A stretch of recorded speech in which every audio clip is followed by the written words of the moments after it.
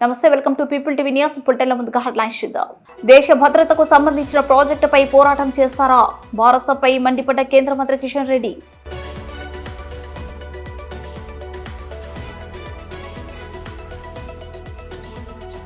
US India strategic partnership forum నిర్వహించిన India leadership summit లో నారా లోకేష్.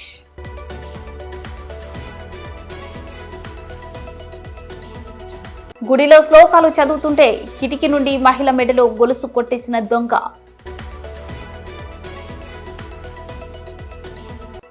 మంచిర్యాల పట్టణంలో భూదంతాలు బెదిరింపులకు పాల్పడుతున్న వ్యక్తి అరెస్ట్.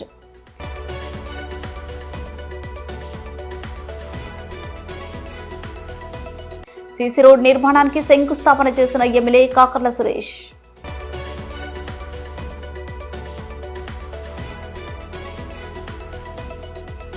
తెలంగాణకు గర్వకారణమైన రాడర్ ప్రాజెక్టుపై భారత కేసీఆర్ కుటుంబం బాధ్యత రాహిత్యంగా వ్యవహరిస్తుందని కేంద్ర మంత్రి భాజపా రాష్ట్ర అధ్యక్షుడు కిషన్ రెడ్డి మండిపడ్డారు. భారత అధికారంలో ఉన్నప్పుడే దీనికి సంబంధించిన జీవోలు ఇచ్చారని గుర్తు చేశారు. భారత అధికారంలో ఉన్నప్పుడు ఒక మాట, ప్రతిపక్షంలో ఉన్నప్పుడు మరొక మాట మాట్లాడుతుందని ఆగ్రహం వ్యక్తం చేశారు. నేవీ రాడార్ స్టేషన్ కు సహకరించాల్సింది పోయి వ్యతిరేకంగా పోరాటం చేస్తామంటున్నారని విమర్శించారు. దేశ భద్రత సమగ్రతకు వ్యతిరేకంగా పోరాటం చేస్తారా అని నిలదీశారు. రక్షణ శాఖకు సంబంధించిన షిప్స్ ను కమ్యూనికేట్ చేసే రాడార్ వ్యవస్థను ఏర్పాటు చేయడం వల్ల తెలంగాణకు ఎంతో పేరు వస్తుందన్నారు. ఈ ప్రాజెక్టు జిల్లా అటవీ శాఖ నుంచి కేంద్ర పర్యావరణ శాఖ వరకు అన్ని అనుమతులు పొందిందని చెప్పారు. అటవీ శాఖకు ఏవైతే కొన్ని చెట్లు ఎక్కడైతే రాడార్ నిర్మాణం చేస్తారో అక్కడ కొన్ని చెట్లు పోతాయి కాబట్టి దానికి సంబంధించినటువంటి నిధులు కూడా 134 కోట్ల రూపాయలు ఫారెస్ట్ డిపార్ట్మెంట్కు రక్షణ శాఖ డిపాజిట్ చేసింది. వీళ్ళు ఇచ్చినటువంటి 2900 ఎకరాలలో 1500 ఎకరాలకు పైగా ఏ రకమైనటువంటి నిర్మాణాలు ఉండవు. There is no construction. ఒక మొక్క కూడా తొలగించడానికి వీలు లేకుండా 1500 ఎకరాలు ఉంటాయి. ఎక్కడైతే తీసుకున్నటువంటి 2900 ఎకరాలలో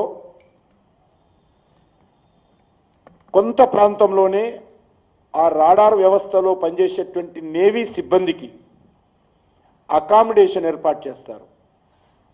అది ఫారెస్టు 24 అవర్స్, ఎప్పుడు ఏ అవసరం వస్తుందో తెలియదు కాబట్టి అక్కడ ఉన్నటువంటి ఎక్స్పర్ట్స్ కానీ రాడార్ వ్యవస్థ కమ్యూనికేషన్ సిస్టంలో పనిచేసేటువంటి సిబ్బంది కానీ నేవీ సిబ్బందికి అక్కడనే అకామిడేషన్ ఇవ్వాలి.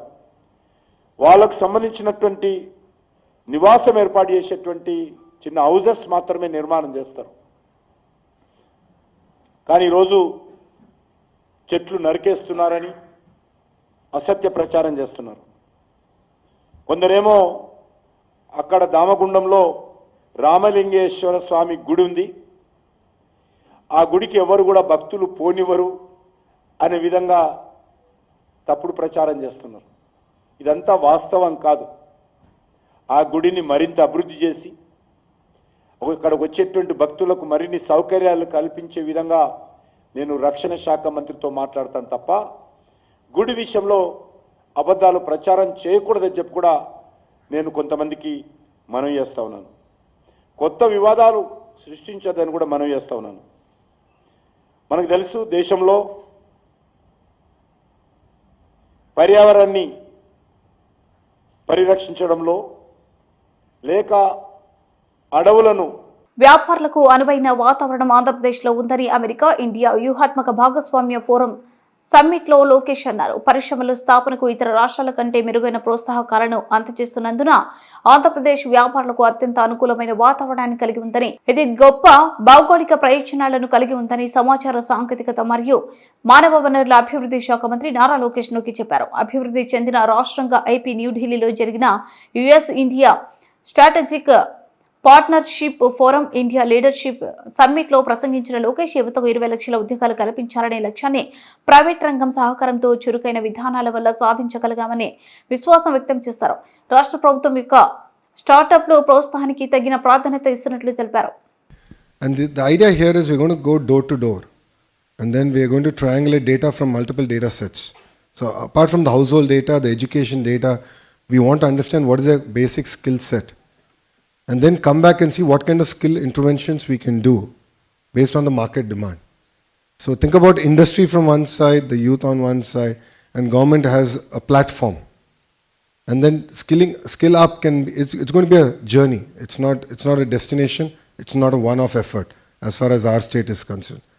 So we know where the industry is moving, and we want to learn from that, from all of you. And then we want to work backwards on saying, to this family, what can we do? What is the skill intervention that we can do? So it's very, very micro-targeting that we're going to now do. And I believe that will ensure that we deliver on the first promise in a manifesto, which is to create 2 million jobs in 5 years as a state. And we are the only political party to actually make that bold statement before an election. Wow.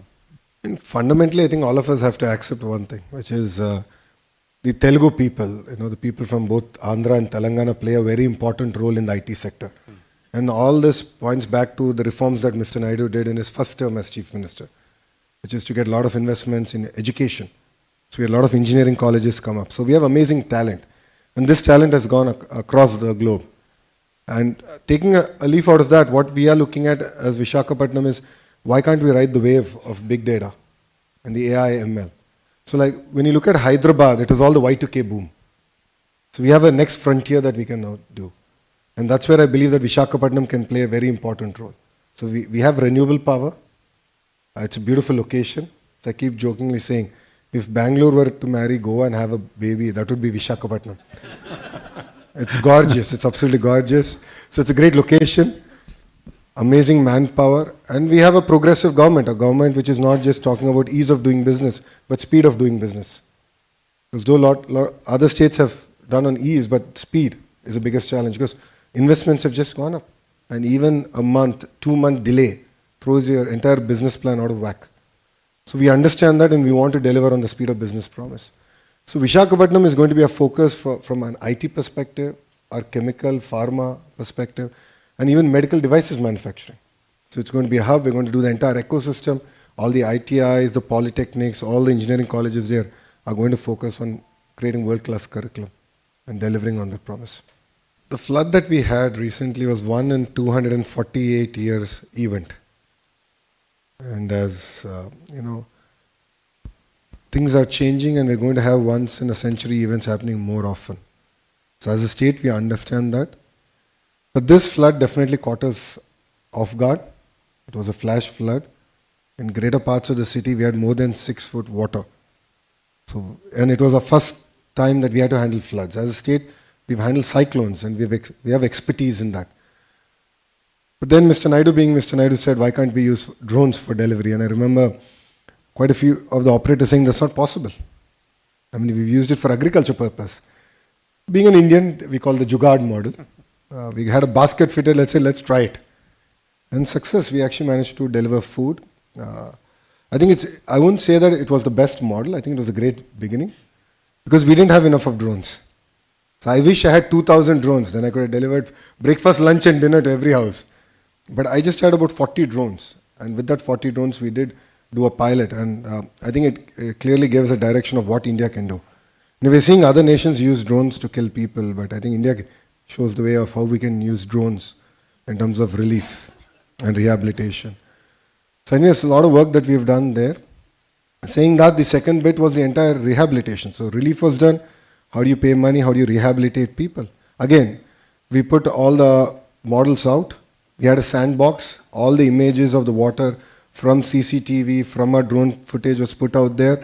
We had all the education institutions across the country and in Andhra Pradesh take a look at it, give us suggestions, start working on the models to tell us at what day, what level of water was in which area. So based on the amount of water outflow to the terrain, to where it's getting discharged, we could understand that better. So our rehabilitation, the money we were giving, it was amazing. We did this entire thing. 15 days after flood water receded, we doled out the money. And it was all done through online. Online because thanks to Aadhaar, every bank account is connected. So we were able to marry technology in that sense much better. But saying that, I think it's very important to go back to the field. And that's something that Mr. Naidu used to do every day in the evening. So he would go out for 4 hours, waist deep water, jump in, understand, did things get delivered or not? Then feedback would come to us. I was manning the control room, so he would say, okay, food didn't get delivered in this house on this lane. And here's the lat long, and then we had to send the food. So I think that's always required. I think you need a feedback loop. The human loop is always required on how much of a technology you might have. So I believe we have a model to handle such crisis, not only for Andhra, but for the nation. And one task we have taken up as a state is we'll get about 2,000 drones in the agriculture sector. A lot of the spraying, the pesticides and so on and so forth actually can be done using drones. And then during an emergency, we can pull it out and use it for relief activities. So I think it's a great learning experience. And as a country and as a nation, we're just learning on how can we use this technology far better. We're going to compete with the other capitals in the world. Right. And that's our aspiration as a state. So as a state, we got bifurcated in the year 2014. So we are the new state, capitalist state. We started our journey from scratch, and Mr. Naidu is known for building cities ground up. An example of that is Hyderabad. So Hyderabad was built by the Nizam, Secunderabad by the British, and Cyberabad by Mr. Naidu. He has a great contribution in that. So he's known for it, and he brought the same vision, but he said, let's do this from scratch, and a completely green field. And the beauty of this project is not just the technology bit, but the human angle, where not even an acre was owned by the government, it was owned by the farmers. So we pooled the land from the farmers, where developed land went back to the farmers. So how do you make farmers part of this growth, the economic growth that we're going to deliver? So and that's very unique in that sense. గుడిలో శ్లోకాలు చదువుతుంటే కిటికీ నుండి మహిళ మెడలో గొలుసు కొట్టేసిన దొంగ. బెంగళూరులోనే మహాలక్ష్మి లేఅవుట్ శంకర్ నగర్లోనే గణేష్ గుడిలో కిటికీ పక్కన కూర్చొని శ్లోకాలు చదువుతున్న మహిళ మెడలో నుండి బంగారు గొలుసు కొట్టేసిన దొంగ.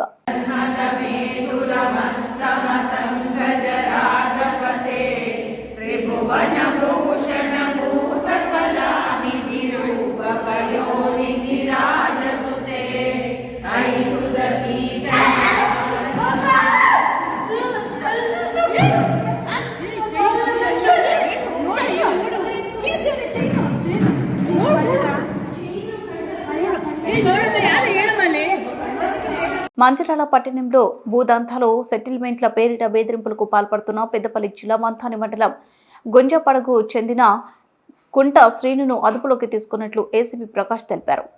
విలేకరుల సమావేశంలో ఆయన మాట్లాడుతూ పోలీసులకు అందిన సమాచారం మేరకు పట్టణ సీఐ బన్సిలాల్ సిబ్బందితో అమరావతి ఏరియాలో నిందితుడిని అరెస్ట్ చేసి అతని నుంచి తలవార్ స్వాధీనం చేసుకున్నట్లు ఏసీపీ వివరించారు.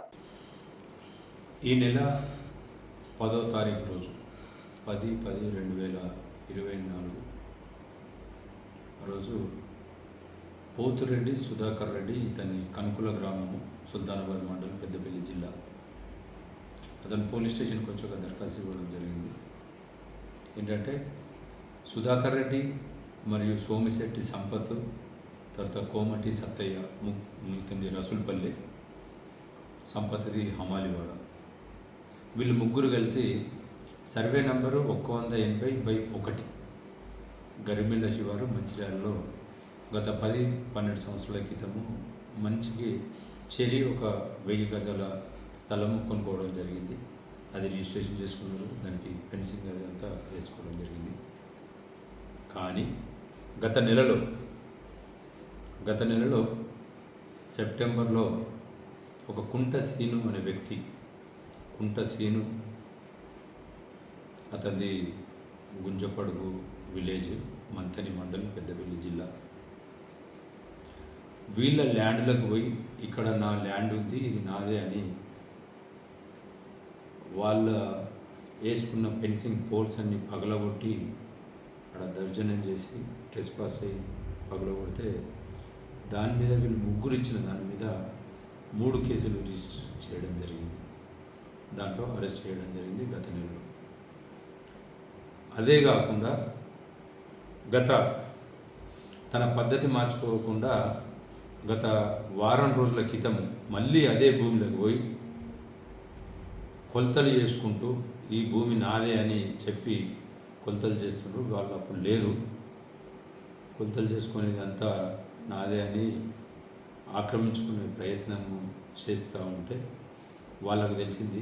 వాళ్ళకు తెలిసిన తర్వాత 10వ తారీఖు నాడు వాళ్ళు ముగ్గురు కలిసి పోతిరెడ్డి సుధాకర్ రెడ్డి, సోమిశెట్టి సంపత్, కోమటి సత్తయ్య ముగ్గురు కలిసి మన ముందుకు మళ్ళా కుంటసీన్ అనే వ్యక్తి వచ్చిందట అని మళ్ళీ 10వ తారీఖు నాడు వచ్చి వాళ్ళ పని వాళ్ళు చేసుకుంటూ ఉంటే ఇది తెలుసుకున్న కుంటసీను అక్కడికి ఒక పెద్ద తల్వార్ను తీసుకొని వచ్చి ఇంట్లో ఒక సుధాకర్ రెడ్డి అనేట అతను కొంచెము పలుకుబడి గల వ్యక్తి, కొంచెం స్ట్రాంగ్. ఈ ఒక్కరిని చంపేస్తే ఈ ఇద్దరు నేను వశపరచుకోవచ్చు, ఆ భూమి అంతా కబ్జా చేసుకోవచ్చు అనే ఉద్దేశంతో తల్వార్ పట్టుకొని వచ్చి అతన్ని చంపడానికి ప్రయత్నం చేస్తే అతను తప్పించుకోవడం జరిగింది. ఆ కొట్టిన క్రమంలో ఆ తల్వార్ తోటి ఆ సిమెంట్ పోల్లు, తర్వాత ప్రీకాస్ట్ కాంపౌండ్ అది పగిలిపోవడం జరిగింది. సో అక్కడికి వెళ్ళి వాళ్ళు ముగ్గురు పరుగున ప్రాణాలు దక్కించుకొని పారిపోవడం జరిగింది. ఇది చూసిన సీను పోలీసు వాళ్ళు ఏమన్నా వస్తారేమో అని అతను పోవడం జరిగింది. ఈరోజు మా టౌన్ సిఏ గారు బన్సిలాల్ గారు 11 గంటలకు అమరావతి ఏరియాలో ఇతని యొక్క కదలికలు ఉన్నాయనే ఒక ఇన్ఫర్మేషన్ మేరకు అతను తన సిబ్బందితో పోయి ఎస్ఐలు అతను ఈరోజు అరెస్ట్ చేయడం జరిగింది. కుంటసీని అరెస్ట్ చేసి అతని దగ్గర ఒక తల్వార్ని కూడా రికవరీ చేయడం జరిగింది. రికవరీ చేసి ఇప్పుడు కోర్టుకు పంపడం జరుగుతూ ఉంది. కుంటసీను అనే వ్యక్తి గతంలో రామగిరి పోలీస్ స్టేషన్ పరిధిలోని కల్వచర్ల గ్రామంలో పట్టపగలు గట్టు వామన్రావు అడ్వకేట్ గారు వాళ్ళ ఇద్దరు దంపతులను, గట్టు వామన్రావు మరియు తన సతీమణి ఇద్దరిని పట్టపగలు నడి రోడ్డు మీద మర్డర్ చేసిన కేసులో A1 ఇతను కుంటసీను, అతని మీద ఆ మర్డర్ కేసు ప్లస్ ఈ 3 ట్రెస్పాస్ చేసిన 3 కేసులు, తర్వాత ఇది అటెంప్ట్ మర్డర్ కేసు, మొత్తం 5 కేసులని అతని మీద గతంలోనే రౌడీ షీట్ కూడా ఓపెన్ చేయడం జరిగింది. సో ఇక్కడ అతను ఏ రౌడీ షీట్ అయినా కానీ రౌడీలైనా కానీ వాళ్ళు పాత పద్ధతులను అవలంబించి సామాన్య జనాలని భయభ్రాంతులకు గురి చేసి భూములు ఆక్రమించుకోవడము, డబ్బులు వసూలు చేయడము, అలాంటి పనులు చేసినట్టయితే చట్టరీత్యా కఠిన చర్యలు తీసుకోవడం జరుగుతూ ఉంటుంది. వాళ్ళ మీద వివిధ సెక్షన్లలో కేసులు కూడా చేయడం జరుగుతూ ఉంటుంది. సో ఇతన్ని ఇవాళ అరెస్ట్ చేసి పంపడం జరుగుతూ ఉంది. మళ్ళీ కూడా అతని మీద మేము న్యాయబద్ధంగా అతన్ని కస్టడీలోకి తీసుకొని ఇంకా ఎవరెవరు ఉన్నారు దీని వెనకాల అనేది మేము విచారణ జరిపి వాళ్ళ మీద కూడా చర్యలు తీసుకోవడం జరుగుతుంది. దయచేసి ఈ కుంటసీని బాధితులు ఇంకా ఎవరైనా ఉన్నా కానీ మా పోలీస్ స్టేషన్లో వచ్చి దరఖాస్తు ఇవ్వాలి. ధైర్యంగా మేము వాళ్ళకు అండగా ఉంటాము. అతని మీద కేసులు పెట్టి జైలు పంపడం జరుగుతూ ఉంటుంది. ఎవరైనా కానీ రౌడీలకు మా పోలీస్ యొక్క హెచ్చరిక ఒకటే, మీ పద్ధతి మార్చుకొని బాగుంటే మా నుంచి ఎలాంటి ఇబ్బంది ఉండదు. కానీ సామాన్య ప్రజలకు మీరు ఇబ్బంది పెట్టినట్టయితే చట్ట ప్రకారము మీరు శిక్షార్హులు అవుతారు. అది మాత్రం గుర్తుంచుకోండి. సీసీ రోడ్ నిర్మాణానికి శంకుస్థాపన చేసిన ఎమ్మెల్యే కాకర్ల సురేష్ రాష్ట్ర ప్రభుత్వం ప్రతిష్టాత్మకంగా చేపట్టిన పల్లె పండుగ కార్యక్రమాన్ని ఉదయగిరి శాసనసభ్యులు కాకర్ల సురేష్ అట్టహాసంగా ప్రారంభించారు. ఉదయగిరి నియోజకవర్గంలోని కలిగిరి మండలం పోలంపాడు గ్రామంలో ఎస్టీ కాలనీలో చెడివానను సైతం లెక్క చేయకుండా స్థానిక మండల నాయకులు, గ్రామ నాయకులతో కలిసి కార్యక్రమాన్ని నిర్వహించారు. కోలంపాడు ఎస్టీ కాలనీలో 10 లక్షల రూపాయలతో నిర్మించబోతున్న సీసీ రోడ్డుకు ఎమ్మెల్యే కాకర్ల సురేష్ శంకుస్థాపన చేశారు. ముందుగా శిలాఫలకాన్ని ఆవిష్కరించి సీసీ రోడ్డు శంకుస్థాపనకు కొబ్బరికాయ కొట్టారు. ఈ సందర్భంగా ఎమ్మెల్యే కాకర్ల సురేష్ మాట్లాడుతూ ముఖ్యమంత్రి నారా చంద్రబాబు నాయుడు నాయకత్వంలో ఉప ముఖ్యమంత్రి కొణిదెల పవన్ కళ్యాణ్ సారథ్యంలో రాష్ట్ర వ్యాప్తంగా ఒకేసారి గ్రామ సభలు నిర్వహించి గ్రామంలోని ముఖ్యమైన సమస్యలను ఆర్జీల రూపంలో తెలుసుకోవడం జరిగిందని, వాటి పరిష్కారం కోసం పల్లి కార్యక్రమాన్ని రాష్ట్ర వ్యాప్తంగా నిర్వహిస్తున్నట్లు తెలిపారు. అందరికీ నమస్కారం అండి. ఈరోజున ఇక్కడ కలిగిరి మండలం పోలంపాడు గ్రామంలో ఉన్నాము. దాదాపుగా ఇది ఈరోజు 7వది అనుకుంటా. 7వది మనం ఓపెన్ చేయడం జరిగింది. సీసీ రోడ్లు ప్రారంభోత్సవం. మనకు గౌరవ ముఖ్యమంత్రి వర్యులు చంద్రబాబు నాయుడు గారు, అలాగే ఉప ముఖ్యమంత్రి పవన్ కళ్యాణ్ గారు ఇనిషియేటివ్ తోటే ఈ రోజున 14 తేదీ నుంచి 25 తేదీ వరకు మనం ఈ కార్యక్రమాన్ని చేసుకోవడం జరుగుతుంది. ప్రతి మండలంలో కూడా ఒక 5-6 చోట్లకి వెళ్ళి మనం ఈ రోడ్ వర్క్స్ శంకుస్థాపన చేయడం కానీ, రోడ్డు ప్రారంభోత్సవాలు కానీ చేయడం జరుగుతూ ఉంది. మనకు నెల్లూరు జిల్లాలో మన ఉదయగిరి నియోజకవర్గానికి 24-25 సంవత్సరానికి గాను దాదాపుగా 19 కోట్ల పైచిలకు, అలాగే 23-24 సంవత్సరానికి 2.5 కోట్ల దాకా రావడం జరిగింది. మొత్తం కలిసి మనకు 22 కోట్ల పైచిలకు మనం వర్క్స్ చేయడం జరుగుతూ ఉంది. ఇక్కడ సీసీ రోడ్డు వర్క్స్ మనం ఒక టార్గెట్ పెట్టుకొని ఇవి ఫినిష్ చేయాలనే ఉద్దేశంతో ముందుకు వెళ్తా ఉన్నాం. ఒక 2-3 నెలల్లో కూడా మనకు అధికారులతో మాట్లాడడం జరిగింది, అలాగే కలెక్టర్ గారితో కూడా మాట్లాడడం జరిగింది. 2-3 నెలలు ఈ వర్క్స్ అన్నీ కూడా మనం కంప్లీట్ చేసుకొని ముందుకెళ్ళడం జరుగుతూ ఉంది. అదొకటి. తర్వాత మనం మిగతా కార్యక్రమాలు కూడా ఇంకా కూడా సాగునీరు గురించి, తాగునీరు గురించి కానీ ఈ మధ్య దాదాపుగా ఒక 700. బులెటిన్ ముగించే ముందు హెడ్లైన్స్ మరోసారి. దేశ భద్రతకు సంబంధించిన ప్రాజెక్టుపై పోరాటం చేస్తారా? భారసపై మండిపడ్డ కేంద్ర మంత్రి కిషన్ రెడ్డి.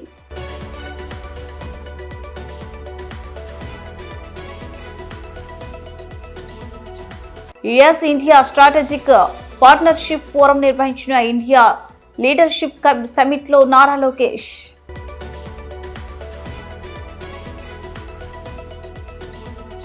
గుడిలో శ్లోకాలు చదువుతుంటే కిటికీ నుండి మహిళ మెడలో గొలుసు కొట్టేసిన దొంగ.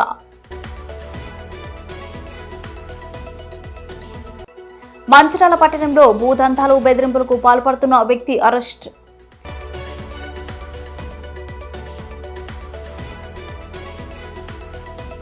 సీసీ రోడ్ నిర్మాణానికి శంకుస్థాపన చేసిన ఎమ్మెల్యే కాకర్ల సురేష్.